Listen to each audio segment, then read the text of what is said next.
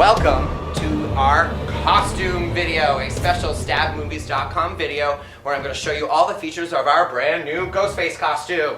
I'm sure you recognize this guy. He's killed a lot of people in our movies and other movies. It's actually Patrick Stewart under the mask. You'll get to see him in a second because I'm going to have to let him breathe when we take that mask off.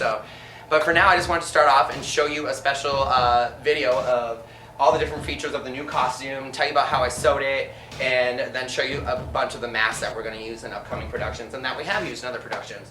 So Pat's holding our Buck 120 again. I want him to be authentic Ghostface, to be scary. So, alright, so let's talk about the costume. So the new costume actually took me forever to sew. I am not a sewer by any means. My mom taught me how to sew when I was little, and I just kind of remember a little bit of it and apply what I know. So our first Ghostface costume was a piece of crap. I'm sure you saw it in Stab 4 and Stab 5 and Stab 6. Stab 6, it got a little bit of an update. I fixed some of the sleeves, I fixed the hood and stuff like that.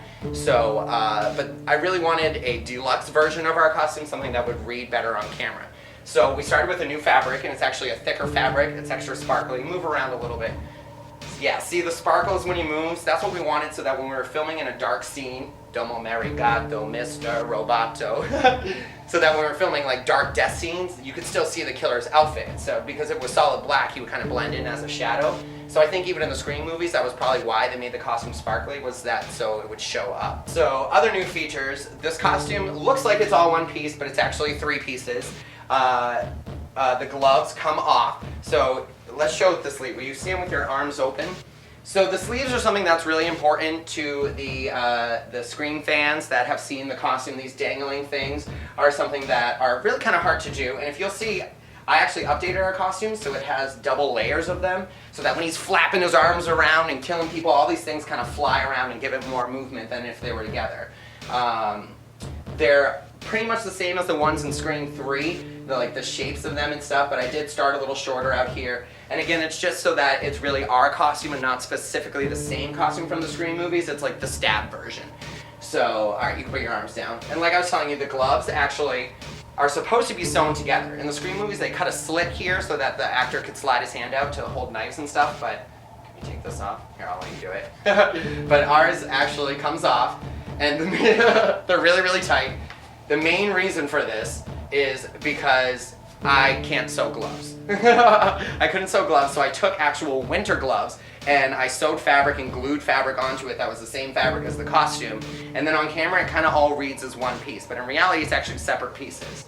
We're going to talk about the mask now so Pat can get it off. One of the most important pieces here was that we Velcroed the mask.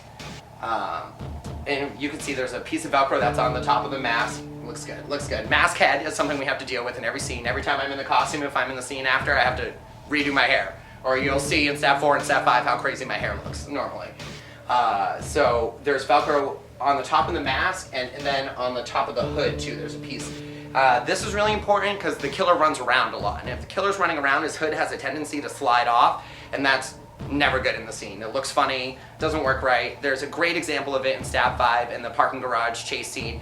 The killer, which was me, was running away and you see one of my hoods slide off. But luckily I had a backup hood on underneath because it was freezing because it was the middle of the winter. This is a new feature right here. This is a drawstring. You'll actually see this in the Scream movies too.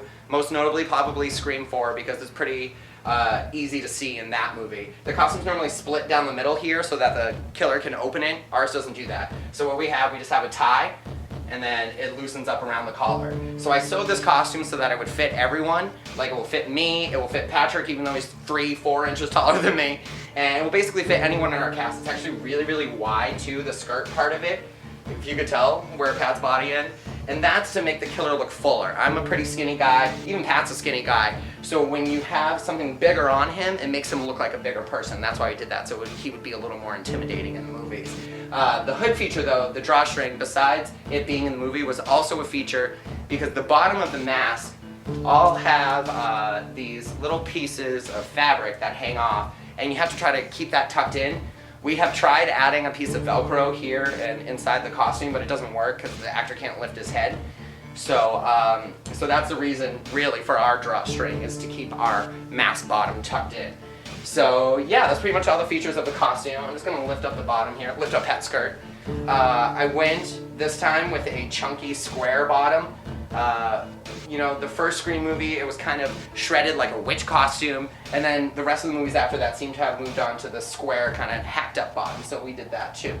Cool. Thank you so much, Pat. I appreciate you being my model. You can go change. I'm just going to show you a couple of the masks that we used in the movies, and that we're going to use in upcoming movies. You see that I walked out of the camera and still tried to talk to you. Our production mask that we've used so far, this mask has been in pretty much every movie that we started with it in Stab 5, and it's continued through all of them. I really like it because it's a harder plastic for some reason, and it's kind of shiny and white.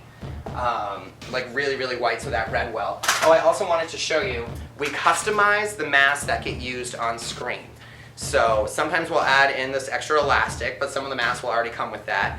And then what we do is we add in extra fabric over the eye. So all I really did was cut some of this off of a different mask, and then I glued it with hot glue around the eye so that it covered the whole black spot. And that way when you see it, you can't see through the eyes, and you can't see the actor's eyes underneath, and you can't figure out who it is. So we've used a couple other production masks. All of our production masks kind of have this tie thing on the back because we tie the straps behind our head to hold it on. So there's an example of another one, and another one, and another one that we've used in the movies. This one's actually glow in the dark. It's never really worked on camera, so we haven't really used it, but we did try to use it at the end of Stab 5, but you can't really see that it's glowing. We have a huge mask collection. These are the zombie face, Ghostface masks, and these were actually in Stab 6 for a minute. When my character got killed, he gets his throat slit by a zombie Ghostface. And that we did because, you know what, Fun World started making these cool variations of the mask, so we figured, hey, why not use them? Because it's nice to, you know, see something different, something that's surprising. These are the Scarecrow Ghostface masks that were also used in Stab 6 during Dylan's death scene, or almost death scene. And these are kind of cool because when we got them, we actually customized them and we trimmed out all the extra fabric so that you could really see the details. And a lot of our masks have been shellacked, if you will, on the mouth so that they're not as reflective. They don't show you as much shine when they're in the light. But you can tell that these are so pretty shiny, but this one had a little shellac job done to it. Other masks that we haven't used, but we might use, we have these colored ones that were actually released a long time ago, and then a second run of them came out recently at a store called Savers, and you were able to, these were only like $5.99 each, so we got 4 different cool metallic-y colored masks. You might see those in some upcoming movies. These are just different variations of the old Scream masks that are more in the Scream 2, Scream 3, well yeah, probably Scream 2 style. Ghostface mummy mask, and we haven't used that yet. I decided if we use these kind of custom character ghost faces again that I need to make them custom costumes. So if we did the mummy, he would certainly have a different ghost face costume that would be customized to match his mask now. And that's something you might see too. And then I just have a couple. This is a different mask that came out around the Scream 4 time. You can see the Scream 4 on the tag. And if you notice, this mask has a chunkier kind of mouth and jawline than the other versions of the mask. It's kind of cut differently on the sides. It's not as long as these old ones.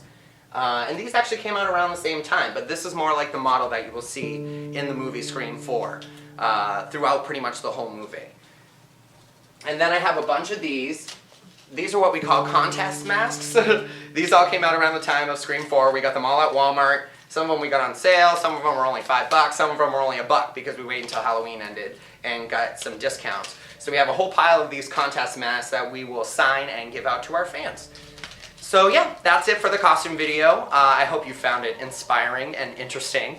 There's a whole bunch of masks, like I said, and there may be more getting added to the collection. We're talking about doing some custom versions of the Ghostface mask to represent maybe some other horror movie icons like Jason or Krueger, Nightmare on Elm Street. So yeah, stay tuned because we might have some cooler masks coming up. And I will also be doing a video that shows you how to sew your own custom Ghostface costume because a lot of people ask how we sewed our costume. So that's coming soon too. So thank you for watching and come again.